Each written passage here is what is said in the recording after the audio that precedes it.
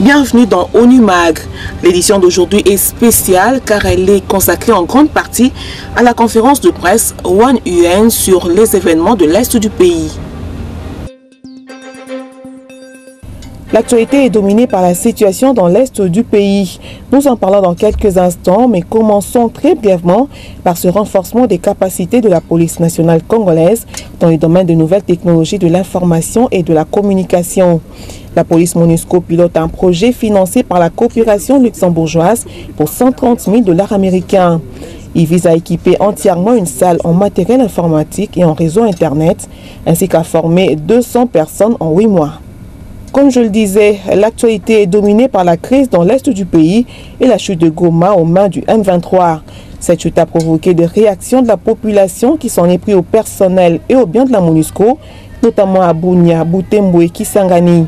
À Kinshasa, un groupe de femmes était au quartier général de la MONUSCO pour manifester aussi son mécontentement par rapport à la gestion de la crise. Elles tenaient à faire entendre leur voix afin que la communauté internationale puisse davantage s'impliquer dans sa résolution. Nous voulons les actions concrètes sur terrain. Nous voulons que le M23, les troupes rwandaises et les troupes ougandaises quittent notre pays. Nous voulons que la communauté internationale enlève l'embargo sur la République démocratique du Congo. Nous voulons le départ de la monnaie. Les Nations Unies respectent le chapitre 7. Nous voulons que la SADC respecte l'article 6. Nous demandons à la République démocratique du Congo de décréter un état d'urgence puisque le pays est agressé. Le général Abdallah Wafi, chef de la police MONUSCO et représentant spécial adjoint du secrétaire général des Nations Unies par intérim, apporte un point d'éclairage à ses préoccupations et s'interroge. Si les populations de Goma, les humanitaires, pour aider ces populations de Goma, ce sera à partir de Bunia que ces vivres vont être transportés pour être apportés à Goma pour secourir les populations aujourd'hui de Goma. Et pour protester contre l'occupation de Goma, on pille les stocks de PAM, on pille le HCR, on pille des installations des humanitaires. Je trouve ça particulièrement contradictoire et je me demande qui est à la solde de qui dans cette histoire. Et comme il fallait s'y attendre, la crise dans l'Est a essentiellement constitué le menu de la conférence de presse One UN. Comment expliquer la chute de Goma malgré tout le dispositif en place, autant FARDC que Force MONUSCO? Et dans cette défense qui a commencé à Kiboba, la force de la MONUSCO a apporté tout son soutien au FARDC en engageant ces hélicoptères d'attaque qui, dès le premier jour, ont fait une dizaine de sorties et tiré un nombre inestimable de munitions, de roquettes et même de missiles.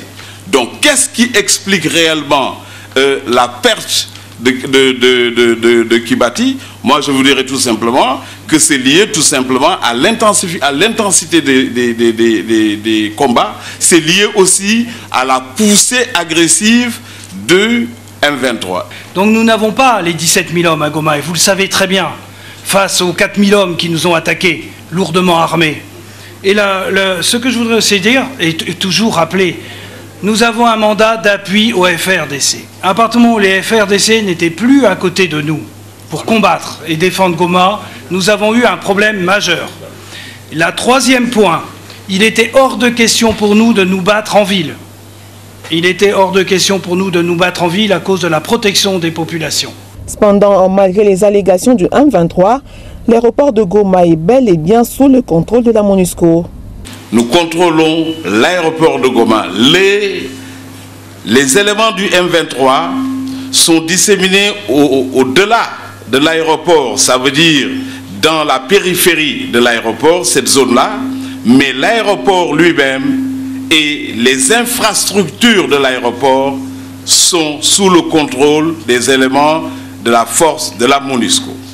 Nous avons aussi dit ici que des tentatives ont été initiées par les éléments du M23 pour occuper l'aéroport et toutes ces tentatives ont été vouées à l'échec face à la détermination de la force de la MONUSCO qui est chargée de la sécurisation de cet espace aéroportuaire. En dépit de la présence du M23, la MONUSCO est restée à Goma.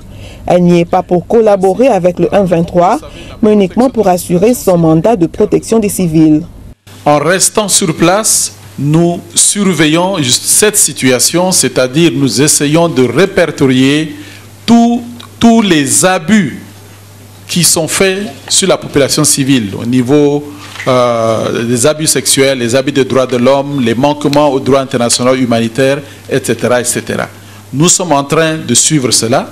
Le moment venu, nous sortirons le rapport, nous pointerons les doigts vers les responsables et nous souhaiterions qu'après cela, que ces responsables en répondent devant la loi.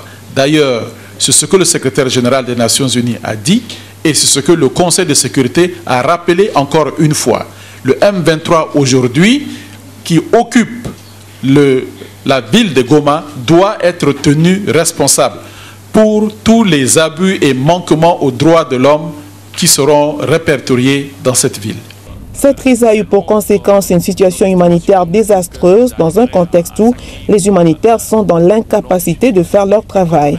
On a besoin d'accès sans condition aux personnes vulnérables. Donc les humanitaires ne vont pas sortir quand il y a des tirs dans la ville.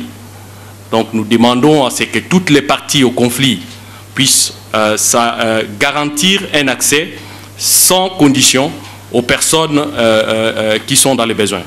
Et quand la situation sécuritaire le permettra, on va continuer les évaluations pour les localiser, identifier les besoins et apporter la réponse utile.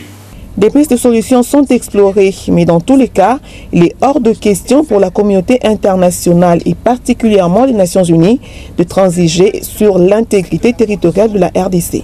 Il est inacceptable et la communauté internationale, jusqu'à présent, est restée soudée sur cette position.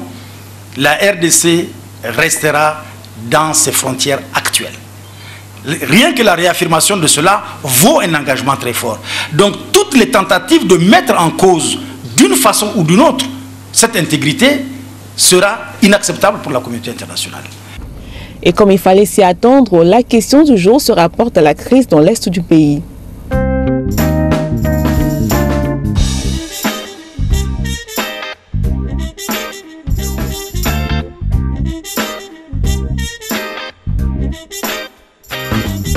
Alors, ma question est de savoir quel est le rôle qu'a joué la MONUSCO pendant que l'M23 a avancé pour récupérer Goma. Après la prise de Bunagana par le M23, un dispositif pour la sécurisation et la protection de la ville de Goma avait été mis en place. Dans ce dispositif, les FARDC devaient être soutenus par les forces de la MONUSCO. Le samedi 17 novembre, lorsque le M23 a attaqué les FARDC, la MONUSCO a utilisé ses forces terrestres et aériennes pour soutenir les efforts des FARDC au front. Lorsque ce dispositif des FARDC au sol a disparu, la MONUSCO s'est retournée pour se concentrer exclusivement dans la ville de Goma sur sa mission de protection de la population civile. Une fois n'est pas coutume, vous suivrez nos deux portraits au cours de nos prochaines éditions.